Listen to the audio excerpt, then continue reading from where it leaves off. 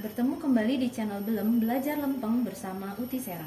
Di video yang ketiga ini, kita akan mendengarkan cerita dari Ibu Heni mengenai pengalamannya bersama Uti Sera dalam perjuangannya melawan kanker payudara. Halo Ibu Heni, apa kabar Ibu? Baik, Sehat-sehat ya Ibu ya? sehat. Oke. Nah ini kan Ibu kan terkena kanker payudara ya.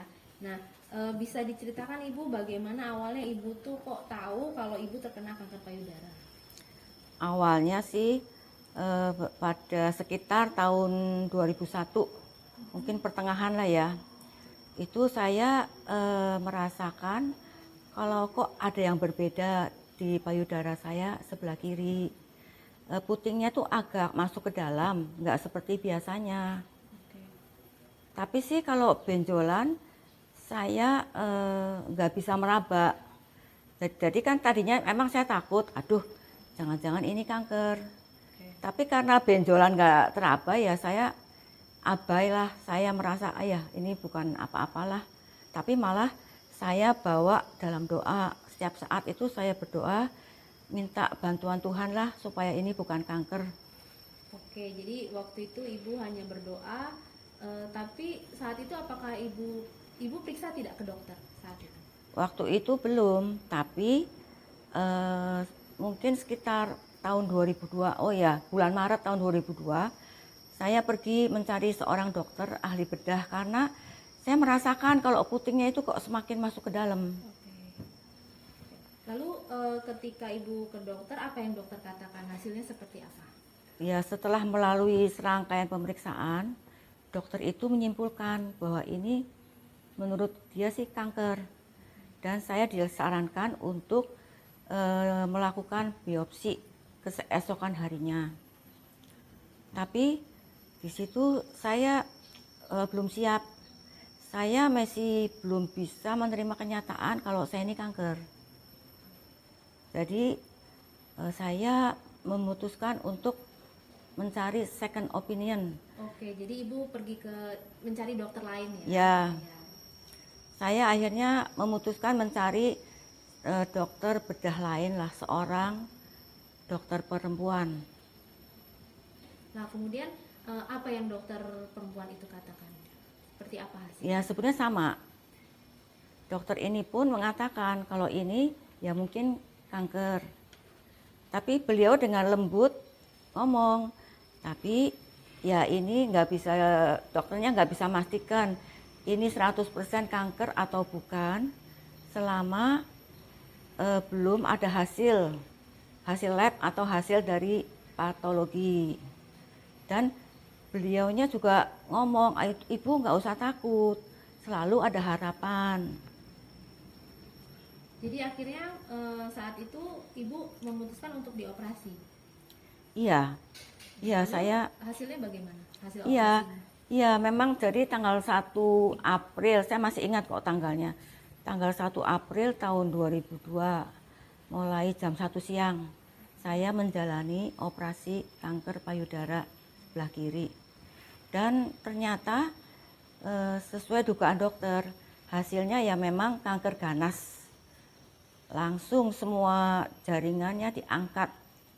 Bahkan stadium menurut dokter sudah 3B dan sudah menjalar ke kelenjar getah bening. Jadi itu akhirnya semua jaringannya diangkat ya Ibu ya. Lalu biasanya kan setelah operasi itu biasanya kalau kanker itu ada proses kemoterapi ya. Saat itu bagaimana? Apakah Ibu juga melalui proses kemoterapi. Iya. Oh ya, tapi tadi kan ada yang lupa. Jadi masalah benjolan kan memang saya nggak bisa merasakan. Ternyata kalau menurut dokternya itu karena benjolan itu udah lengket di dada. Jadi mengeras lah. Jadi saya nggak bisa merasakan jalan gitu, nggak gitu loh. Oh iya, makanya jadi ketika diraba itu tidak terasa Iya. ya, Bu, ya? mm. Iya, oke. Oh iya, yang soal proses kemo, memang seminggu setelah operasi saya dikirim ke dokter ahli onkologi. Nah di situ ya dokternya menyarankan untuk dikemo selama 15 kali, mungkin sekitar 7 bulan lah waktunya. Oh ya, ada yang lupa. Tadi waktu di dokter bedah, beliau itu memasang itu loh, di sini dipasangin alat yang untuk kemo. Apa ya, kayak selang tapi dihubungkan dengan nadi. Jadi kalau kemo itu langsung dari sini, nggak usah lah nusuk-nusuk dari nadi. Oh gitu, jadi sangat membantu Membantu, ya. membantu sekali. Nah kemudian bisa diceritakan itu bagaimana rasanya waktu Ibu menjalani kemo atau bagaimana waktu itu prosesnya? Ya sih, sebelumnya dokter onkologi udah menjelaskan karena ini stadium sudah 3B. Jadi kemo yang pertama sampai yang ketiga akan diberikan obat yang kuat. Efeknya pun kuat. Saya harus persiapkan dulu lah mental terutama. Oke. Ya ternyata benar. Habis kemo pertama aja, besoknya saya langsung sedih karena kok dibantal semua, rambut rontok. Bukan rontok ya, kalau rontok kan satu-satu, ini kayak pada lepas gitu, berserakan dibantal. Udah gitu saya juga merasakan mual, muntah, pusing, lemes sekali gitu. Terus ya ada sariawan juga di mulut saya. Oke, jadi waktu itu Ibu sempat botak ya atau gundul? Oh iya, ya langsung saya botakin karena ya udahlah, bagi saya botak nggak masalah, yang penting saya sembuh. Iya, oke. Terus ya memang tapi di situ memang ya sedih sih ya, dengan botak ya sedih. Saya waktu itu baru umur 52 tahun. Oh iya ya, masih muda ya Bu ya. Ya masih cukup muda lah gitu. Terus ya saya mulai stres dan down lah, ya lah kok kemo pertama aja kok rasanya udah berat sekali seperti ini. Iya, oke. Nah, di saat itu keluarga dan teman-teman Ibu bagaimana? Oh ya, tapi memang dukungan dari keluarga, suami, anak-anak, dan juga seluruh keluarga besar saya. Aduh, itu sangat membantu, sangat mendukung sekali. Terutama dari keluarga besar saya, mereka semua kompak urunan membantu saya dalam hal biaya. Oh iya ya, oke. Ya karena biayanya tidak sedikit ya Ibu. Ya, dan kalau saya sendiri ya saya nggak mampu lah. Iya. Tapi benar dengan dukungan dari keluarga besar saya itulah besar sekali manfaatnya. Lalu kalau teman-teman Ibu? Oh iya, teman-teman juga banyak yang datang memberi penghiburan, mendoakan saya.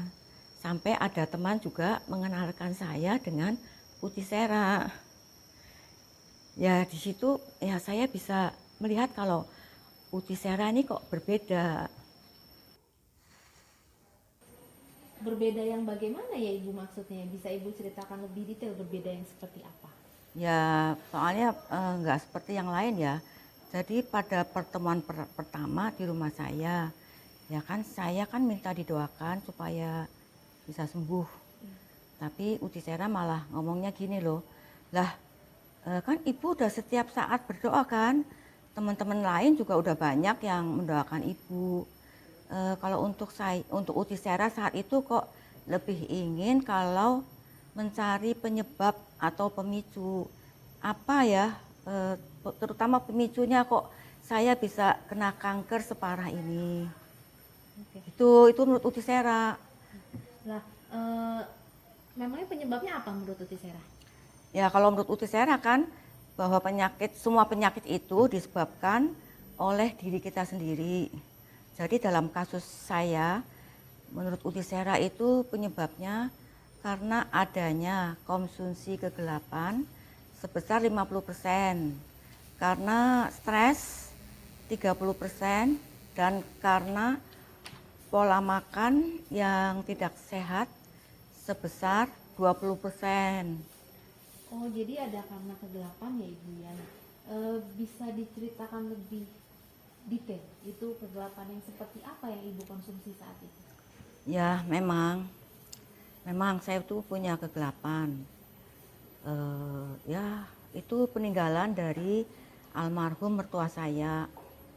Memang saya simpan dalam satu kamar khusus yang selalu terkunci. Oh iya, saya lupa. Tadi waktu datang tuh Uti Sarah sempat loh nanyain itu di kamar itu tuh ada apa. Karena kok beliau bisa merasakan energi negatif yang sangat besar dari kamar itu. Tapi emang saya waktu itu nggak mau jawab. Saya diam dan cuma oh ya kamarnya, kuncinya keselip. Saya cuma bilang gitu. Ya padahal di kamar itulah saya memang menyimpan benda-benda peninggalan almarhum mertua saya. Ya bentuknya macam-macam, jumlahnya juga nggak sedikit. Dan yang saya tahu pasti benda-benda itu ada isinya. Ya kalau istilah saya memang isinya itu kegelapan. Oke. Kemudian saat itu apa lagi yang Uti Sarah katakan? Uti Sera melanjutkan bahwa saat itu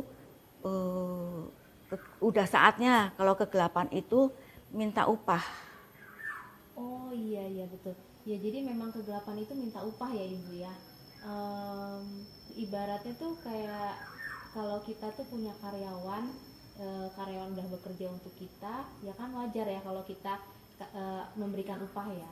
Jadi kegelapan itu juga seperti itu ya Ibu ya. Ya, Kegelapan udah bekerja untuk kita, ya kemudian mereka minta upahnya ya. Nah kalau dalam kasus Ibu nih, kegelapannya itu upahnya itu apakah berupa uang atau materi gitu? jadi kalau dalam kasus saya upah yang diminta itu bukan dalam bentuk uang ataupun materi, melainkan nyawa. Uti Sera menjelaskan, nah saat itu upah yang diminta adalah ini loh, kok apa sambil nepuk payudara kiri gitu. Jadi di situ juga saya agak kaget, kok bisa tahu kalau itu sebelah kiri. Padahal ya saya nggak pernah cerita ke teman lain dan ya nggak ada yang tanya juga, gitu loh. Terus malah Uti Sera juga melanjutkan kalau ya upah itu nggak berhenti sampai di situ saja. Kalau saya sudah selesai, itu akan minta upah lagi ke putri saya yang ya kalau putri saya ini loh yang diminta di sini. Aduh di situ saya syok lagi loh kok ngerti ya. Memang sebelumnya tuh beberapa hari yang lalu lah putri saya itu didiagnosa ada penyakit yang cukup serius di levernya. Ya ini pun saya belum pernah cerita. Selain suami saya yang tahu ya nggak ada orang lain yang cerita. Tapi kok Uti Sera bisa tahu. Sebelumnya Ibu tahu tidak kalau kegelapan itu minta upah? Maksudnya kan kalau Ibu tahu, kenapa Ibu masih mau mengkonsumsi kegelapan? Ya saya nggak ngerti. Saya nggak ngerti lah. Ya saya tahu lah kalau mengkonsumsi itu mungkin ya bukan sesuatu yang baik ya. Ya saya udah mendoakan Tuhan, ya itu saya sadar. Tapi bahwa kegelapan ini minta upah, aduh saya sama sekali nggak mengerti. Lah kalau mengerti saya nggak mungkin lah mau itu ya. Saya juga, menurut saya juga saya percaya kalau almarhum mertua saya juga nggak ngerti yang soal upah ini. Karena kalau menurut cerita beliau dulu, ini semua gunanya untuk menjaga keamanan biar rumah tuh aman. Oke. Lalu setelah itu kegelapannya saat itu yang Ibu konsumsi itu bagaimana? Ya memang saya memutuskan baru di hati, aduh saya udah nggak mau lah semua ini. Tapi kan ya kan saya harus ngomong dulu ke suami. Jadi sore itu setelah suami saya pulang kerja, saya ceritakan semuanya yang pertemuan dengan Uti Sera. Di situ juga saya langsung tegas, saya mengatakan saya tidak mau lagi semua kegelapan ini, saya minta dibuang saja karena ya saya masih pengen hidup loh, saya juga pengen semua keluarga saya selamat. Tapi kan buat membuang ini saya juga bingung, saya takut dan nggak tahu gimana caranya. Jadi sore itu saya dan suami mencari Uti Sera lah. Ya di situ saya cerita ke Uti Sera, saya mengakuin semuanya apa yang eh, saya lakukan, termasuk konsumsi kegelapan itu pun saya ngomong kalau sesungguhnya di kamar yang Uti Sera tanya itu loh, di situ saya nyimpen semuanya. Terus saya malah minta tolong, sekarang saya udah nggak mau semua ini dan saya minta tolong benda-benda ini dibuang sajalah, karena ya saya untuk membuangnya ya saya masih takut, saya belum tahu caranya. Oke, lalu pada saat itu benda-bendanya langsung dibuang? Oh ya enggak, Uti Sera mengatakan kalau benda-benda ini nggak bisa loh dibuang begitu saja, karena kan bahaya bagi yang menemukannya. Beliau juga melanjutkan ngomong gini loh, sebetulnya sih bukan masalah bendanya, kalau benda ini kosong hanya dipajang aja lah, yaitu nggak ada apa-apa, nggak apa-apa. Yang jadi masalah kan isi di dalamnya, ya kegelapan itulah. Jadi itulah yang harus dimusnahkan. Oke, lalu bagaimana saat itu? Dimusnahkannya bagaimana caranya? Ya tapi Uti Sera ngomong, ibaratnya kalau saya memelihara hewan peliharaan. Kalau orang lain yang disuruh ngusir kan akan melawan, maka malah bisa menggigit. Jadi dalam hal saya ini ya harus saya dan suami sebagai pemilik yang harus dengan ikhlas dari hati yang terdalam bahwa saya sudah tidak mau lagi, sudah menolak semua kegelapan ini dan merelakannya. Karena tanpa penolakan dan kerelaan dari saya dan suami, Uti Sera tidak bisa membantu apa-apa. Oke, jadi setelah itu ya ibu resmi untuk meninggalkan semua kegelapan itu. Ya, gitu ya betul lah. Saya memang benar-benar ibaratnya saya udah kapok, saya nggak mau lagi lah. Iya, oke. Nah, tadi kan sudah dijelaskan mengenai kegelapan. Ada lagi penyebab penyakit ibu itu dari stres dan pola makan ya. Kalau itu yang seperti apa ibu bisa dijelaskan? Ya, ya soal stres ya memang saya ini dari dulu lah memang sangat gampang stres. Hal kecil aja itu saya bisa mikirin berhari-hari ya sampai saya stres. Saya juga sulit tidur, yaitu gangguan banget lah masalah tidur itu. Kalau dari soal pola makan bagaimana ibu? Ya itu pun kan Uti Sera bilang pemicu karena pola makan 20%. Ya memang harus saya akui itu benar loh. Saya tuh makan semau sendiri. Apapun yang saya ingin ya saya makan aja. Apalagi makanan instan. Saya tuh suka sekali dan sering sekali. Karena selain saya sibuk juga kan makanan instan itu gampang didapat, ya enak juga rasanya.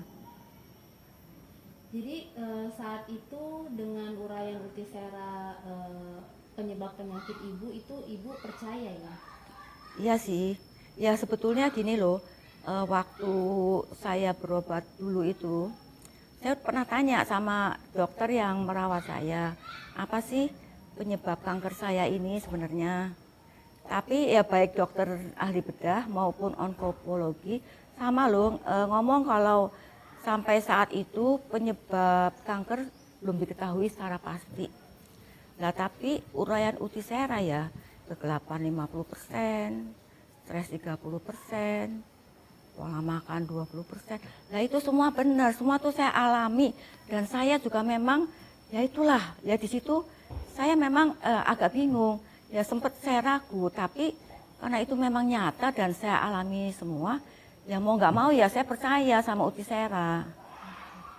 Jadi apakah sampai saat ini ibu masih mengikuti Uti Sera? Oh ya iyalah, wong dalam hal ini saya kok yang diuntungkan.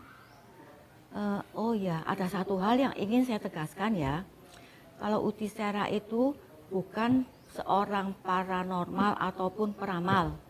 Beliau juga bukan seorang penyembuh. Beliau sama sekali nggak bisa menyembuhkan. Kalau begitu apa dong Bu yang membuat ibu mau terus mengikuti Uti Sera sampai sekarang? Ya karena Uti Sera banyak sekali memberikan pencerahan kepada saya dan juga kekuatan. Oh ya contohnya saya bisa kasih contoh. Ada satu saat waktu menjalani masa kemo, saya merasa saya ini putus asa. Saya nggak kuat dengan efek kemo.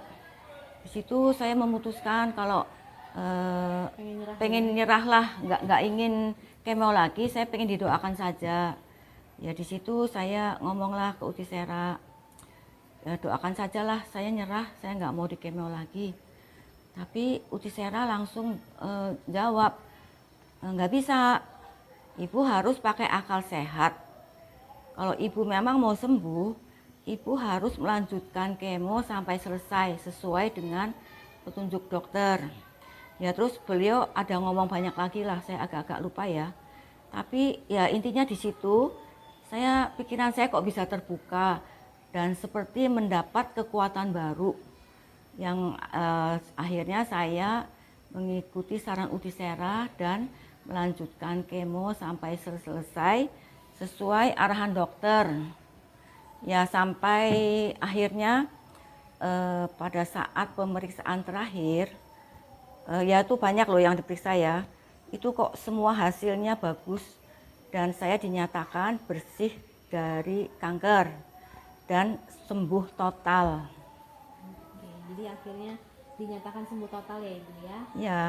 Kemudian apalagi Ibu selain mendapatkan pencerahan dan kekuatan dari Utisera, apalagi yang Ibu rasakan? Ya saya dan keluarga terutama ya, itu bisa terbebas, bisa melepaskan diri dari semua kegelapan.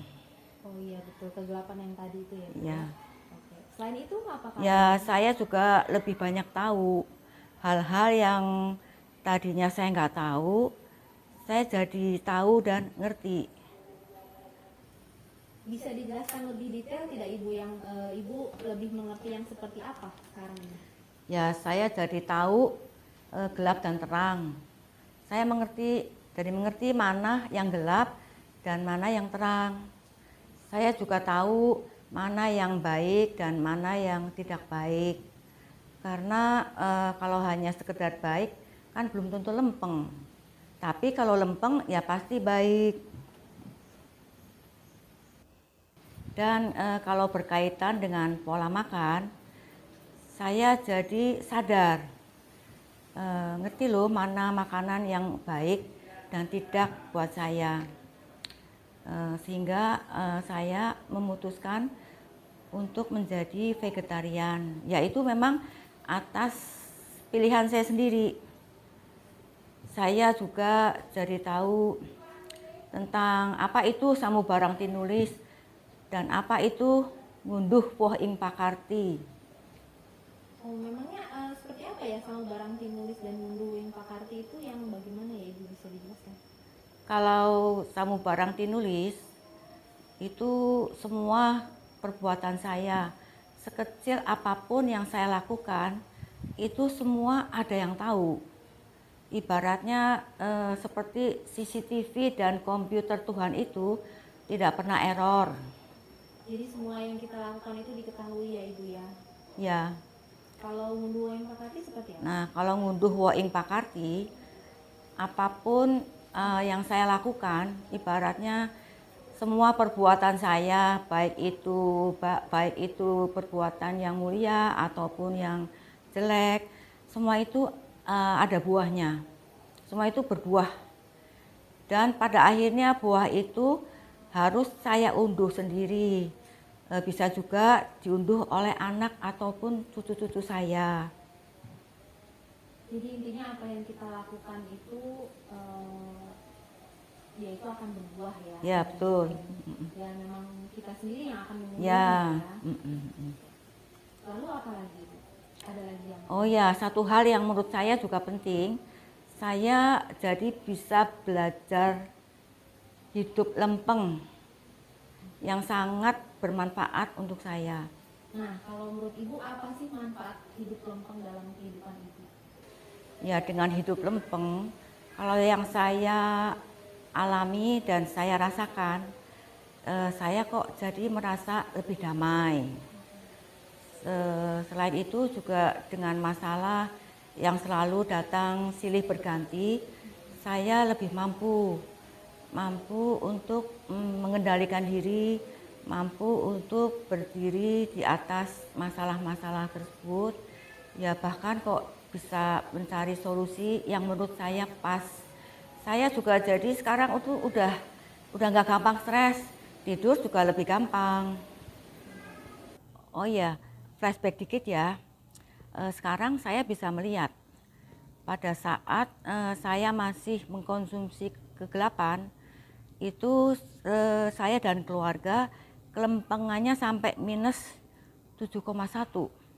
Padahal kalau menurut pengamatan Utisera, kalau kelempengan udah minus sampai 8, biasanya tuh tidak kuat loh, ambruk. Tapi dengan saya berani hidup lempeng, kelempengan saya sekarang udah plus kok. Dan dengan kelempengan yang plus, saya kok merasa lebih sehat, lebih enjoy, ya lebih happy lah. Dan di saat lebih gampang tidur juga lah. Ya, dan di saat ini usia saya kan udah 71 tahun. Seingat saya udah lama saya nggak pernah mengkonsumsi obat apapun. Baiklah Ibu Heni, untuk yang terakhir, apakah ada sesuatu yang ingin Ibu sampaikan? Ya, yang pertama saya ingin menyampaikan kepada semua teman-teman yang saat ini sedang menderita penyakit, baik itu kanker maupun penyakit lainnya. Jangan pernah menyerah, jangan menyalahkan siapapun, jangan putus asa, ya hiduplah dengan lempeng. Yang kedua, saya juga ingin mengucapkan terima kasih terutama kepada tim dokter, kepada tim Utisera yang sudah memberikan pencerahan kepada saya, kepada teman-teman yang sudah mendoakan saya, kepada keluarga besar saya, terutama kepada kakak perempuan saya yang sudah begitu banyak membantu saya, baik dalam hal tenaga, waktu, maupun biaya. Baiklah, terima kasih Ibu Heni atas waktunya sudah berbagi pengalamannya kepada kita semua. Ada banyak hal yang bisa kita ambil dari cerita Ibu Heni tadi, yaitu bahwa penyakit atau penderitaan yang kita alami itu karena diri kita sendiri. Dengan hidup lempeng, kita jadi bisa mendengarkan nurani. Dan kita jadi lebih mampu untuk mengendalikan jiwa atau naluri kita. Dengan kata lain, hidup lempeng dapat membimbing kita dalam kehidupan sehari-hari, sehingga kita dapat menghadapi segala sesuatu dengan penuh kesadaran. Sampai di sini cerita dari Ibu Heni mengenai pengalamannya bersama Utisera. Salam sehat untuk kita semua.